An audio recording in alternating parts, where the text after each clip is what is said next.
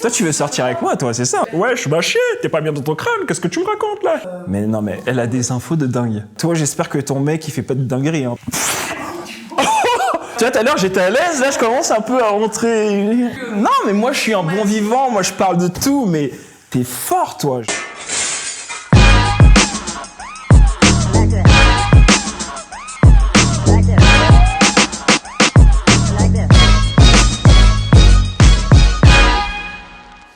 Ben bonjour Nick et bienvenue dans cette nouvelle interview qu'on appelle Mal à l'aise. On est tellement à l'aise pourtant sur ces poufs. Bonjour. Ouais, bah moi je suis super bien là. T'es bien? C'est vraiment cool. Bah écoute, tant mieux. Cool. Alors on se retrouve aujourd'hui au centre de danse du Marais. C'est pas une coïncidence parce qu'avant d'être humoriste, tu étais danseur professionnel et tu as même commencé très très jeune à danser, je crois, vers 3 ans. En fait, c'est à 3 ans que j'ai eu l'envie, que j'étais, comment dire... je dirais entre guillemets la révélation que c'est vraiment ça que j'avais envie de faire plus tard, quoi. Être danseur. C'était en voyant Michael Jackson à la télé, c'est ça? C'est ça. En regardant, il y avait une petite cassette qui tournait et j'étais aux toilettes en train de jouer avec l'eau des toilettes comme ça, je sais pas. Et puis moi, je me rappelle toujours de cette scène et j'avais 3 ans et je le regardais danser des toilettes de là où j'étais en fait. Et je me disais, c'est ça que j'ai envie de faire. J'ai envie de donner la même chose que ce mec sur scène, quoi. Alors, tu as aussi fait des tournées avec pas mal de stars, hein, Dariel Dombal, Attal, Shaim, même Pokora, je crois aussi, Laurie, Yael Naïm. Alors, finalement, tu as une sacrée expérience scénique depuis un moment, quand même. J'ai eu cette chance-là, en tout cas, en tant que danseur, je me plains pas, c'est cool. Ouais, j'ai fait vraiment quelques promos télé, 1 ou 2 avec Matt Pokora, et c'était une d'ailleurs pour... rendre hommage à Michael Jackson. C'était sur Vivement Dimanche avec Michel Drucker, c'était vraiment cool. Alors, tu as aussi intégré la comédie musicale Disco. Disco. Alors là, on a du mal à t'imaginer. Bien fait. Comédie musicale Disco. Et en parallèle, c'est là que tu as commencé à prendre des cours d'improvisation. Exactement. Est-ce que tu avais déjà à cette époque-là en tête l'envie de faire du stand-up?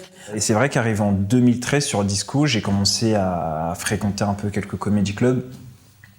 Dans le Bordel Club à l'époque, qui était présenté par Kian Kojandis de Bref, avec Kairon aussi. Et j'y allais là-bas, je pense, tous les lundis, c'était tous les lundis à l'époque. Et j'y allais tous les lundis, je regardais les humoristes, et je m'imaginais, moi, monter sur scène. Et puis un jour, j'ai fini par envoyer un message à Kairon en lui disant, écoute, voilà, moi j'aimerais bien monter sur scène, tout ça. Concours de circonstances, on s'est retrouvés, je crois, 3 semaines plus tard sur un plateau de télé où lui, il présentait. Et moi, je dansais pour une artiste. Ah. Et lui, il m'a vu, il s'est dit « Ah, mais t'es professionnel et tout, t'es dans Et le soir, il m'a envoyé un message, il m'a dit « Écoute, tu veux venir quand? Tu veux jouer quand? Je te mets une date, tout ça. » Comme quoi, ça a vraiment tenu à rien, quoi. Ouais, exactement. Et ça a commencé comme ça un peu. Justement, je voulais savoir comment tu avais été repéré pour le Jamel Comedy Club, du coup. Je faisais 1 fois par mois plein de scènes ouvertes. Et du coup, donc il y avait plein de scènes le mardi et je venais les mardis 1 fois par mois. Il y avait des mardis où ça se passait très bien, des mardis où ça se passait pas bien. Et puis un jour, il y a eu les best-of. Ils font ça souvent, c'est les best-of des scènes ouvertes. Nick Mukoko. Et là, t'as Jamel qui vient et qui regarde, quoi. D'accord. Donc c'est lui qui t'a repéré à un best-of. Et moi, je suis arrivé au best-of, il était là, il m'a repéré avec le nouveau directeur artistique à cette époque qui venait pour s'occuper de la troupe du Jamel Comedy Club en 2013, qui s'appelle Ismaël Sissavané, qui est aujourd'hui mon metteur en scène. Et qui coécrit aussi ton spectacle aujourd'hui. Exactement, qui me met en scène. Et qui fait la mise en scène. Alors on va quand même parler de ton nom de scène. Alors Nick, parce que tu te crois un peu américain, c'est ce que tu dis sur scène. C'est ce que je dis un peu sur scène, mais je le suis, je le crois plus. Ton vrai nom, qui rappelle un peu tes origines congolaises. Mais est-ce que tu peux quand même nous dire ton vrai prénom? Mon vrai prénom? Parce que c'est pas Nick, ton vrai prénom. Je vais perdre du power là si je le dis là. Je peux t'aider si tu veux. Non, mon vrai prénom, alors c'est lequel? Parce que j'en ai 3. Oui, t'en as 3, les 3. Ah, vraiment, elle est dangereuse. Ah ben on va voir si j'ai les bons. Oh my god, alors le premier c'est Lino. Ouais. Deuxième Anison, troisième Murphy. Yannick. Voilà. Le troisième quoi? Murphy. Moi c'est Yannick, Eddie Murphy. On va parler d'Eddie Murphy, mais non pour de vrai, tu t'appelles Lino, Anison, Yannick. C'est ça. C'est énorme. Alors c'est ouf parce que Yannick, c'est même pas écrit sur du papier ni rien du tout. Ah ouais. Vrai, les 2 seuls prénoms sont Lino et Anison. En fait, ma mère m'a donné le prénom de Lino parce qu'elle aimait bien, je pense, petit Lino Ventura. Et puis un jour, dans sa vie, elle s'est dit « Tiens, j'aime plus trop la carrière de Lino Ventura, on va l'appeler autrement. » Non mais c'est pas vrai. C'est ça. Elle a changé en cours. Ouais, elle a changé en cours comme ça, sans demander mon avis, je sais pas. Et puis on m'a toujours appelé Yannick après, quoi. D'accord. Donc en fait, là, tes amis t'appellent Yannick, ils t'appellent pas Nick? Non, mes amis m'appellent Nick quand même. Maintenant, ça y est, c'est imposé le truc et tout. Non, parce que je trouvais qu'Yannick, ça faisait trop, je sais pas, gentil, cool. C'est pas que je veux donner l'air méchant. Une image de méchant. Mais Nick, ça fait, tu sais, ça fait fun, américain. Ça fait fun, américain. Et puis Mukoko, ça donne, voilà, le côté, tiens, c'est une question de rythme, quoi. Ça sonne, quoi. Ok. Et d'ailleurs, tu as un peu toujours été fasciné par les États-Unis, a priori, parce que même ton nom de spectacle, Chronique, en anglais. Exactement. Pourquoi d'ailleurs ce choix de nom de spectacle? Moi, j'ai toujours voulu arriver avec cette image hyper à l'américaine, parce que même le stand-up, je l'ai découvert déjà en regardant, avant de regarder les Jamel Comedy Club, je regardais les Def Comedy Jam. C'est l'origine vraiment du stand-up urbain, tout ça aux États-Unis, où t'as Jamie Foxx qui vient de là, t'as Martin Lawrence, Dave Chappelle, Chris Rock, tous ces grands humoristes et acteurs et comédiens aujourd'hui sont sortis de cette émission qui est un peu l'équivalent aujourd'hui, le Jamel Comedy Club un peu, quoi. Et en fait, la vraie raison pour laquelle j'ai vraiment arrêté la danse et que je me suis un peu laissé une espèce de deadline, c'est parce que j'avais une sciatique en 2011. Moins glamour comme raison. En 2011, donc j'avais 21 ans et je venais de terminer le grand spectacle au Stade de France Aïda. C'était un truc qu'on avait fait avec pas mal de danseurs et à cette période, j'avais très très mal au dos et je suis resté 3 mois en train de souffrir chez moi, tout ça. Plus d'argent dans le compte, ni rien. J'étais là en mode, waouh, 21 ans, peut-être que je vais arrêter la danse maintenant, c'est chaud. J'ai pas eu mon bac en plus, qu'est-ce qui va se passer? Et à ce moment-là, en fait, je regardais plein de trucs qui me faisaient pas mal rire. Et du coup, ça m'a vraiment un peu drivé, ça m'a donné envie de monter sur scène. Et puis à côté de ça, et après ça, je suis tombé sur le Jamel Comedy Club. Donc je regardais plein de trucs. Et en vrai, moi, j'ai toujours été bercé par la culture américaine depuis que je suis petit. Parce que j'ai grandi dans une église évangéliste. Donc, on en parlait, ouais. C'est gospel, Bien sûr. A des révérends qui viennent soit d'Angleterre ou des États-Unis. Donc j'ai toujours déjà à ce niveau-là grandi avec cette culture américaine du gospel. Et tu cultives aussi ta ressemblance avec Will Smith? Ouh, je la cultive. Comment dire, je la cultive plus trop. Hein. J'essaye de... Finalement, t'es un peu un vrai sex symbole, qui est un peu ton gimmick en ce moment, apparemment. On m'a demandé de te le faire. Attends, mais à quel moment? Non, mais t'es trop fort, toi. Elle est vraiment trop forte. T'es incroyable, parce que ça, c'est récent, ça, sex symbole. Ça fait un mois que je dis ça, moi. Ouais. Mais comment tu sais ça? Mais alors, déjà, dis-le-moi.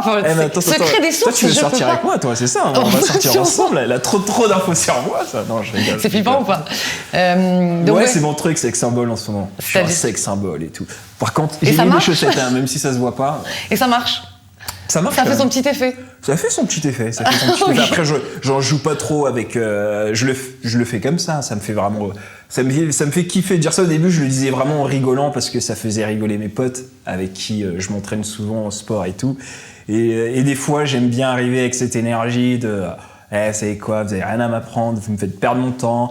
Je devrais être avec Obama, Will Smith, et là, je suis avec vous et tout. Donc, du coup. Au début, c'était vraiment la blague et maintenant, j'y crois, c'est ça le pire. Oui, c'est ça, les autres y croient, donc tu crois aussi finalement. Ouais. Mais sinon, vraiment, en tant qu'artiste que j'admire, c'est Eddie Murphy, quoi. Oui, alors justement, tu imites super bien Eddie Murphy. Ah, je sais pas, je vois pas de quoi tu parles là. C'est clair. Ouais, je suis bâché, t'es pas bien dans ton crâne, qu'est-ce que tu me racontes là? Mais en fait, c'est pas vraiment Eddie Murphy que t'imites, c'est la voix française d'Eddie Murphy. C'est la voix française d'Eddie Murphy. C'est Medondo. Et je ne t'apprends rien si je te dis qu'il est décédé il y a 2 ans, et du coup, il y a un remplaçant. On m'a envoyé plein de messages, Nick, tu veux pas le remplacer et tout. Christophe Pérou. Et du coup, t'as écouté sa voix, ce Christophe? J'ai pas encore écouté sa voix. Parce que ça fout tout en l'air pour toi. Non, mais c'est une catastrophe. Christophe Pérou, là, il y a un moment, tu vas lâcher ta place, mec. Alors, on va revenir sur ton spectacle qui est le tout premier, pour le coup, Chronique, que tu as pu jouer, je crois, une dizaine de fois avant que les théâtres ferment. C'était pas non plus dingue. Ça faisait longtemps que tu préparais ce spectacle avant de le jouer pour la première fois? Ça faisait très longtemps parce que j'ai commencé en 2014, donc ça va faire 7 ans que je suis sur scène. Et il y a un peu cette légende qui traîne souvent dans le stand-up, qui pour moi n'est pas une légende, mais qui est une vérité, c'est que c'est vrai que ça prend 10 ans dans le stand-up pour que t'éclates vraiment. Et c'est Kader Aoun qui dit souvent, c'est que ton âge dans le stand-up, c'est un peu comme ton âge dans la vie, quoi. Si t'as fait 1 an que t'es dans le stand-up, t'as 1 an, quoi. Ah oui, d'accord. T'as 2 ans, tu marches à peine, tout ça. Et c'est vrai, je l'ai vécu, je l'ai expérimenté. Il y a plein de mes collègues humoristes qui sont en train de le vivre, qui l'ont expérimenté aussi. Le stand-up, c'est vraiment une connexion avec toi-même, c'est de se connaître. C'est vraiment de se connaître. Parce que tu livres beaucoup de toi, hein. Il y a beaucoup de choses qui sont vraies dans les spectacles. C'est vraiment ce que j'ai pu comprendre au fil du temps, c'est que plus t'es vrai, plus ça marche. Plus t'es sincère, plus tu vas parler à tout le monde. Mais tu peux pas l'être si tu ne te connais pas, quoi. Il y a plein de trucs nazes que j'ai pu assumer en me regardant et je me suis dit, tiens, je vais en parler sur scène. Moi, je sais que par exemple, je suis un ancien dyslexique, tu vois. D'accord. Tu vois, je le sais, et ça, je le savais pas. Je l'ai appris à force de jouer et de vraiment me regarder et me dire, c'est vrai que j'ai du mal avec les mots, j'ai du mal avec... Tu t'es jamais rendu compte avant? Ah, à l'école et tout? Non, parce que je parlais pas beaucoup, j'étais un timide. Moi, je suis un timide. Même encore aujourd'hui, je suis encore un espèce de timide. D'ailleurs, c'est un truc de bâtard quand même, dyslexique. Si tu l'es, de dire juste le mot dyslexique, c'est déjà chaud. Ils auraient pu choisir un mot plus simple. Voilà. C'est clair. C'est quoi ce truc dur? C'est vrai que c'est un peu abusé. Alors, il paraît que la toute première de ton spectacle était un peu rock'n'roll. Est-ce que tu peux me parler un peu des temps de passage que tu as eu le tout premier soir de ton premier spectacle? Waouh, rock. Il paraît que c'était rock'n'roll, que ça n'a pas du tout duré le temps prévu. C'est ça. Et que c'est parti un peu. Mais non, mais elle a des infos de dingue. Je sais pas où t'es parti chercher ces infos-là parce que c'est pas dans ce que j'envoyais, moi. T'es forte, hein. Waouh! Merci. Oh là là. Toi, j'espère que ton mec, il fait pas de dinguerie, hein. Parce que toi, si tu dois retrouver des c'est waouh! Tu me fais peur, hein. C'est vrai que c'était rock'n'roll. Mal à l'aise, on a dit l'interview. Ouf, là, je suis en train de commencer à... Entasse-toi au fur et à mesure. Tout à l'heure, j'étais à l'aise, là, je commence un peu à rentrer... À te planquer, tu dis ça va aller jusqu'où? Je vais boire de l'eau. Oui, c'est le but. C'est vrai que c'est là depuis tout à l'heure, en plus. Ouais, c'est servi, hein, tu peux... Et c'est vrai que j'avais que 1 heure de temps, quoi, parce qu'il y avait un spectacle après avant moi. Et je crois que j'ai fait, mais pour la première date, j'ai fait 1 heure 1h30. Ah oui, c'est 1h20, un truc comme ça, 1h20. Et j'avais même pas tout sorti encore de mon spectacle. Et qu'est-ce qui s'est passé? T'as complètement digressé à tout moment? Mais je sais pas, je me sentais bien, quoi. Je me sentais bien, et puis c'était la première, et je me suis dit, vas-y, fais tout ce que t'as, quoi. Fais tout ce que t'as, et j'ai pas eu le temps de faire tout ce que j'avais, mais c'était vraiment fais tout ce que t'as, vois ce que ça donne, et c'est pour ça que c'était rock'n'roll, quoi. Et du coup, on t'a coupé au bout d'un moment, on t'a dit, bah là, maintenant, t'es gentil, c'est Nick, marrant parce qu'en plus, dans la première, la fin ne s'est pas passée comme je voulais que ça se passe. Ah oui? Parce que je m'étais dit, par rapport à mon showcase que j'avais fait 1 an auparavant au Jamel Comedy Club, oui. J'avais une fin qui se terminait un peu avec Eddie Murphy, tout ça et tout. Et là, je le fais à mon spectacle. Et comme j'ai pas bien répété et tout, je le fais et j'ai pas de rire. Et là, dans ma tête, moi, je me dis, mais c'est la fin, normalement. Grand final, là, les gars. Normalement, c'est là où vous applaudissez, c'est le noir, tout ça et tout. Et j'ai pas de rire. Et t'as le régisseur qui met le noir. Moi, je suis là, je dis, bah tiens, rallume encore. Mais j'ai encore de trucs à dire. Du coup, je suis resté, je crois, 10 minutes de plus à essayer de chercher le truc sur lequel j'allais finir. Et Dieu merci, j'avais des trucs qui... j'ai réussi à sortir sur un bon truc, quoi. Mais c'était chaud, quoi. Ouais, parce que sinon, ça peut quand même te loser la soirée. Ah ouais, et puis surtout, c'est le moment où, là, t'essayes de montrer ton skills, tu vois. Et ton skills, il passe pas, quoi. Tu fais, ok, bon, je vais rentrer à la maison. J'ai d'autres voix, je vais faire Jay-Z et Shoeboy Jay-Z. Voilà, j'ai des voix. T'en as pas mal, en fait. D'accord.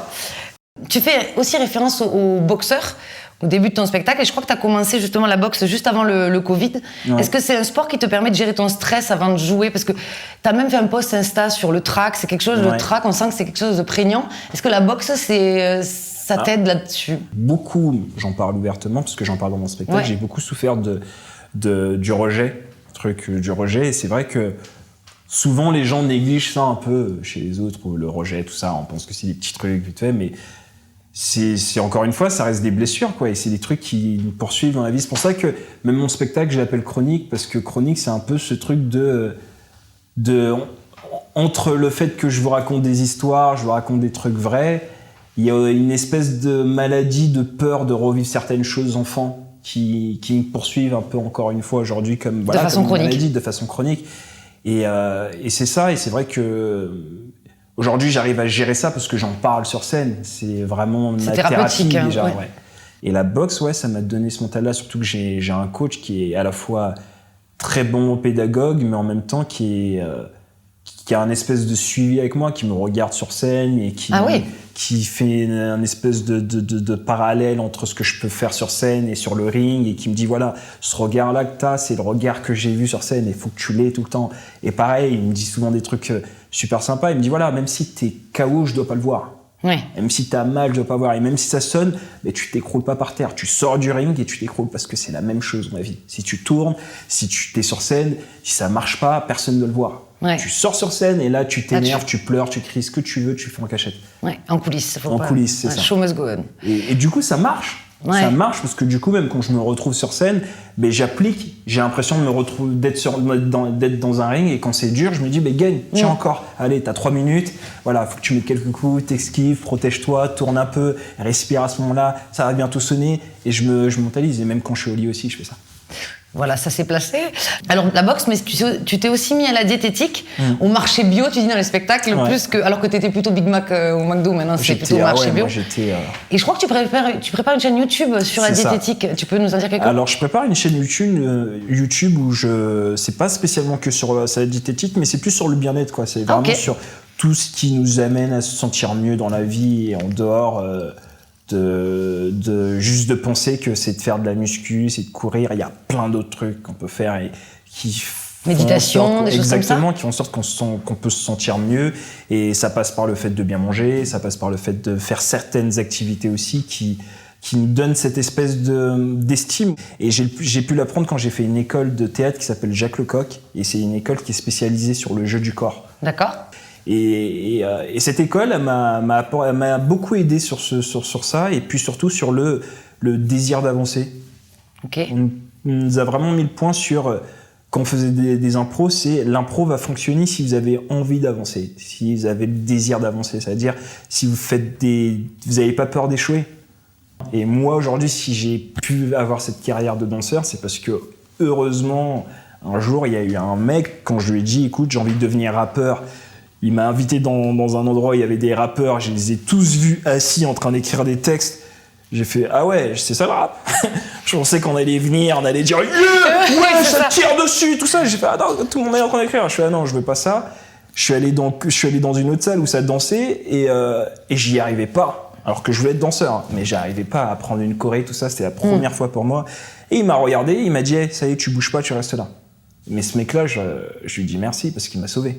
Parce que moi, si à ce moment-là, je m'étais écouté, je serais parti, peut-être que j'aurais jamais pu être danseur. Pourquoi ? Parce que juste à un moment où c'était difficile, je me suis dit, je peux pas. Tu ne sentais pas au niveau, tu projetais plus, tu penses pas que ce serait possible. Ça. Sauf que le lendemain, quand je suis revenu, ça y est, la choré, je l'avais, et ça a été pour moi une espèce de...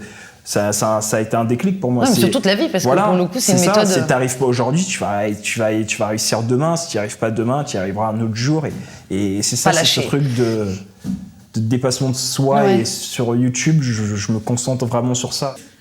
À contrario, donc, des choses que tu aimes bien, tu as aussi tu fais une fixette. Est-ce que tu sais de quoi je vais parler? Tu vas avoir très très peur. Là. Tu fais une fixette sur les pieds. Tu détestes les pieds moches. La plus belle fille du monde. Vrai ou pas? Waouh! On est sur quoi là? Parce que... Oh my god! Non, on va peut-être pas tout garder si vraiment tu es très... Wow. Mais c'est vrai que tu... Non, mais moi je suis un bon vivant, moi je parle de tout, mais t'es fort toi, je vais pas m'arrêter de... Mais elle est incroyable! Écoute, on va pas tout garder quand même, parce que je vais si j'ai besoin d'infos, je vais t'appeler maintenant, voilà. Je sais. Oh là là, Marion. Donc les pieds, comment c'est quoi le problème? Alors j'ai un truc avec les pieds depuis tout petit, je sais pas pourquoi, j'adore les pieds, je trouve ça... Non, des femmes, je précise. Ah, t'es fétichiste des pieds ou tu les détestes quand ils sont moches? Quand c'est moche, ça me tue l'amour pour moi. Tu peux être magnifique, belle et tout, mais... Déjà, c'est le premier truc que je vais essayer de voir, tu vois. Je vais essayer de voir tes pieds. Là, c'est toi qui es flippant. Hein. Ouais, c'est très flippant. Oui, c'est très flippant. Ça m'est déjà arrivé, en plus, c'est marrant, pendant un date et tout, tu vois. Et elle était là en sandales, ou je crois en temps et tout ça et tout. Et j'essaye de faire un truc, c'est de regarder ses pieds, tu vois. Et je me dis, il faut juste pas qu'elle me chope. Et je suis là, je fais, ah ouais, tu t'aimes bien le mojito, ouais. Ouais, cool. Voyons. Bon, c'est bon, je reste. Ah ouais, mais moi, ça me tue. C'est un tue l'amour pour moi, quoi. Des pieds moches ou vernis pas bien mis, tout ça et tout, c'est... Vraiment, mais vraiment. D'accord. Et je peux être là avec toi au moment même, tac, on est prêt à faire des choses et je vois tes pieds. Ah, ça coupe tout, quoi. Ça coupe tout. Ça me coupe, ça me... Ah bah écoute... Le message est passé. Après, est-ce que je suis fétichiste? Ma vie privée, ça. Ça ne te regarde que toi. Alors, il paraît, et j'ai ouï dire, que tu as eu une expérience un peu bizarre. Alors, tu vas pouvoir peut-être nous raconter si c'est pas trop salace, parce que je connais pas tes potes, moi je sais pas jusqu'où c'est allé, mais que tu es allé dans un club échangiste avec un autre humoriste et vous arrivez à un truc très très drôle. Waouh! On m'a juste dit ça, donc je ne sais pas où je m'engage. Qu'est-ce qu'elle est vraiment forte, elle, mais ouais, oh, vraiment, non, mais toi, t'es puissante. Hein. C'est racontable ou pas? Bien sûr que c'est racontable. Alors, c'était avec Alban Ivanov. Ah oui, tu balances en plus. Donc, tu as fait la première partie, vas-y, Alban. Première partie, on était à la Réunion et tout, on jouait là-bas. Et une fois, on se retrouve à la Réunion et tout, et on joue, on fait 2-3 dates. Et un pote, un mec de là-bas, un mec de la Réunion, hein, qui connaît beaucoup de gens là-bas, qui nous dit venez avec moi, j'ai plein de soirées et tout, on va vous emmener dans des endroits cool. Et on va à un premier endroit où c'est une soirée un peu mais en extérieur. Et c'est cool, on est cool, on boit, on est vraiment peace, love. Et puis il nous dit vas-y, j'ai un autre endroit et tout, et venez. Et puis là on va dans un autre endroit et nous ça a vraiment pas l'air d'un club échangiste, mais pas du tout. Parce que t'as l'aspect extérieur, grosse villa, tout ça, voiture, les gens bien habillés, tout ça et tout. On entre à l'intérieur, tu vois, un petit bar, on s'est dit c'est une boîte et tout, piscine dehors, et puis on commence à voir des vestiaires et tout, avec des gens qui se promènent à poil. On se dit, oui, là, ça devenait déjà bizarre. Là. Ouais, ça devenait bizarre. Et puis t'as je crois, une des gérantes de là-bas qui vient à côté de moi, qui commence à me regarder, à me toucher, elle me dit, je me dis, tu sais, je regarde, je dis, on est où? Et puis on commence à regarder à côté des bouteilles, on voit des godes. Ah, d'accord, ok, sympa. C'était racontable, hein, tu as dit, hein, d'accord. Ouais, et là, on se regarde, on se dit tous, mais chelou l'ambiance. Et là, t'as Alban qui adore déconner, on déconne tous. T'as un pote à Alban avec nous qui prend le god et qui le cache, tu vois. On veut jouer qu'il le cache. Et là, t'as le patron du club qui s'énerve, qui est là, qui crie « Elle est où ma bite? Elle est où ma bite ?» C'est pas vrai. Je t'assure. « Elle est où ma bite ?» Donc il commence à toucher Alban. Alban il dit « Non, je t'assure, je l'ai pas et tout. » Il commence à me toucher et tout. Je dis « Non, ça c'est la mienne et tout. » Et puis finalement, on lui ressort son god et tout. Mais ouais, on avait bien déliré. C'était fou, quoi. Mais j'adore, moi, les moments comme ça de la vie. C'est des cadeaux de la vie. Ah, bah là, oui, c'est rigolo à raconter. Alors, t'as aussi tourné dans des séries. On parlait tout à l'heure de Carrément Craignos, mais il y a aussi eu Scène de ménage et La Petite Histoire de France aussi. La Petite Histoire de France, Scène de ménage, Carrément Craignos. On va aussi bientôt te voir au cinéma avec Danny Boone, mais aussi Yvan Attal, Alison Wheeler et Elise Moon et tout ça.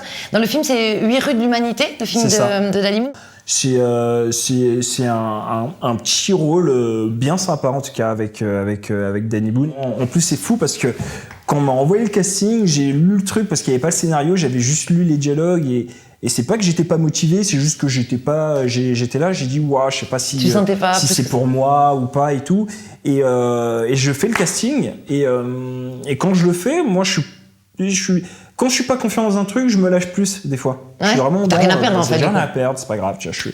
Une semaine après, c'est mon agent qui m'envoie un message pour me dire écoute, Danny Boone a vraiment eu un coup de cœur pour toi et même si c'est pas le premier rôle, il veut te donner une autre scène, quelque chose. Hyper flatteur. Il a eu ce coup de cœur et qu'il voulait absolument me donner quelque chose et ça m'a beaucoup flatté et surtout touché. Et c'est vrai que j'ai toujours moi admiré Danny Boone sans vraiment un jour me projeter en me disant faut que je tourne avec cet homme quoi. Et cette envie d'ailleurs, tu veux poursuivre en fait le fait de faire du cinéma ou des séries en parallèle du stand-up, c'est quelque chose. Bien sûr. Et c'est vrai qu'avant, je pensais même que j'allais faire du stand-up pour le cinéma. C'était mon truc, c'était faire du stand-up parce que en France, moi je vais dire quelque chose qui est très vrai. En France, on a encore, moi en tant que noir, c'est vrai que j'ai encore on a comment dire, il y a des rôles pour les noirs. Il y a de plus en plus de rôles pour les noirs par rapport à avant, ça c'est sûr.